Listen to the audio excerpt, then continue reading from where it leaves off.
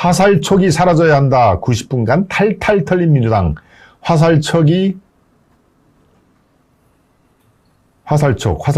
예, 바로 민주당의 지금 민심이 점점 괴리가 되고 있다는 것을, 예, 이 세미나의 내용인데요. 예, 아주 많은 내용이 나와 있습니다. 제가 이거를 설명을 해 드리겠습니다. 과연 대통령 선거와 지방선거 평가 토론회가 있었습니다. 예, 이때 민주당이 주관해서 했던 평가 토론회인데, 여기서 아주 나온 사람들이 작심하고 지금 민주당 이대로 가면 너희들 다 죽는다 하는 얘기를 지금 서슴없이 얘기를 하고 있는데요. 내용 중에 상당히 의미심장한 내용이 있어서 오늘은 제가 칼럼 대신에 이 내용을 소개를 할까 드립니다. 예, 여기에서 나온 얘기를 지금 일괄적으로 한번 볼까요? 대선 직후 민주당 토론회에서 내가 지방선거 전략을 말씀드렸다. 그런데 정작 민주당 지도부에는 정반대로 하더라 하는 얘기. 검찰, 언론, 보수정당, 기득권 대 민주당 이거 안 통한다. 민심은 민주당도 기득권이라고 생각하기 때문이다. 민주당도 이미 기득권층, 그다음에 이권 카르텔에 둘러싼 기득권 세력이라고 하기 때문에 민주당 대 기존 보수정당의 싸움이다. 이런 프레임 안 통한다 하는 얘기입니다. 귀담아 들을 만한 충고를 하는 당내외 인사들에게 비난부터 퍼부어대는 화살촉, 예, 바로 문자 폭탄 같은 화살촉이죠. 화살촉이 민주당에 서식하는 문화부터 사라져야 한다는 얘기도 이 세미나에서 나왔고요. 네, 민주당은 옛날에 보수가 그랬던 것처럼 2030이 보면 실력이 없고 참 촌스러운 정당이 이미 돼버렸다. 네, 이건 바로 박성민 정치 컨설팅, 예, TV 토론에도 가끔 나오는 그 사람의 얘기인데요. 바로 이런 내용이 아주 본물처럼 터져 나왔습니다. 지금 민주당 이대로 가면은 너희들 진짜 다음 총선에도 될 사람 한 명도 없다. 하루빨리 민심을 얻는 그런 행보를 보여라라고 하는 그런 내용인데요. 예, 조금 더 한번 살펴보도록 하겠습니다. 가장 먼저 유승찬 대표라는 분이 나와서 대선 직후 민주당 내 토론회에서 검수완박을 하면 불리하다. 송영길, 이재명 출마하면 더 불리하다. 정치 전선 말고 민생, 복지 전선을 중심으로 선거를 치르라고 내가 주문을 했었지 않느냐. 언제부턴가 민주당은 외부의 조언을 결코 듣지 않더라. 국민의힘이 어려웠던 시절에 지금 민주당처럼 그랬었는데 당은 개방적일 때 상승하고 폐쇄적일 때 하강한다라고 아주 따끔하게 지적을 했죠. 예, 이어서 또 줄줄줄줄 비판이 나옵니다. 검수완박을 위해 민영배 의원이 위장 탈당을 하는 등 여러 번 민주적 규범을 파괴했다. 지난해 보궐선거 당시 귀책 사유가 있다면 후보를 내지 않는다는 당규 개정에 당원 87%가 지지를 했었는데 국민의 뜻과는 전혀 달랐다. 이재명 의원이 앞으로 있을 전당대회에 출마하는 것에도 국민들은 과반 이상이 반대하는데도 당원들은 압도적으로 지지만 한다. 당이 안 될 때 나오는 기본적인 특징이 바로 이것이다 하는 얘기를 해 주었습니다. 예. 또 있습니다. 국민의힘은 반면 태극기 부대와 결별을 했고 지속적으로 호남을 공략했고 이번에 경기도 선거에서 강용식과 후보 단일화를 거부를 했다. 극단주의 세력과 거부하며 중도 확장성을 제고한 결과다. 예전 민주당은 원로회의, 중진모임, 외부 전문가 등을 통해 팬덤에 끌려다니지 않고 필터링을 했었는데 지금은 그렇지 않은 것 같다.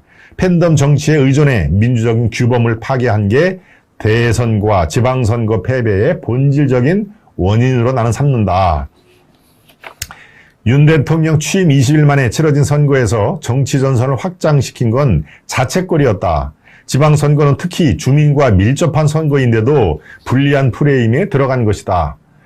검수완박, 송영길, 이재명 출마로 불리한 프레임을 제어하지 못했고 그 과정에서 민주당의 지지율이 하락하며 반전의 모멘텀을 찾기가 매우 어려웠다. 예, 이 사람의 지적은 계속 이어집니다. 상대적으로 김동연 경기도지사는 민주당이라고 느끼지 않는 중도 확장성을 갖고 있었다. 한강 벨트에서 유일하게 승리한 정원호 성동구청장의 경우 정치 전선에서 이탈해 일꾼 이미지로 오세훈 서울시장을 60%까지 밀어준 성동구에서 승리했다.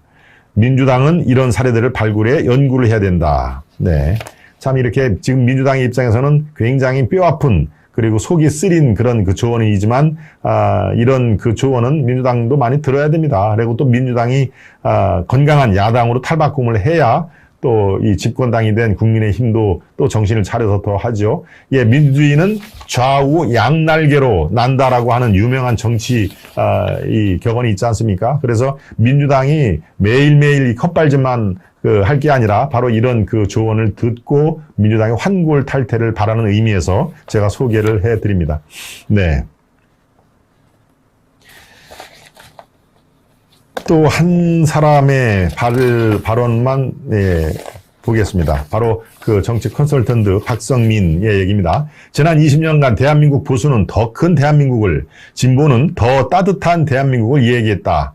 보수는 경제가 평화라고, 진보는 평화가 경제라고 얘기했다. 맞는 얘기죠? 경제 부흥이 곧 평화의 첩경이라고 보수 우파 쪽은 그걸 강조를 했고, 진보는 평화가 먼저 돼야 경제도 산다라고 북한과의 평화만 오직 아주 줄곧 주창을 한 것이었죠.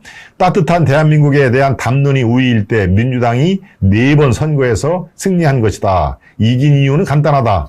세계화와 미국과 중국의 대탕기 시기였기 때문이다. 라고 분석을 했습니다.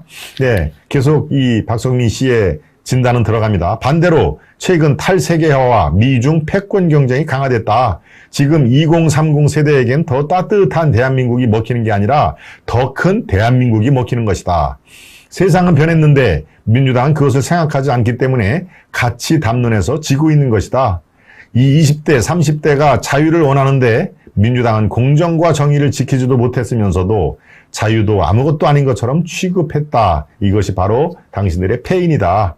예, 여기서 한 가지가 더 들어갑니다. 2030 세대는 중국과 북한에 비판적이고 사회적 공정보다 개인적 공장을 이야기하지 않느냐. 민주당은 욕구만 해결되면 된다고 보지만 2030 세대는 욕망을 할 권리를 이야기하고 있다. 지금 586은 문화적으로 딱 매우 촌스럽다. 모든 정당 정치는 서비스업인데 사람들이 거기 가봤어?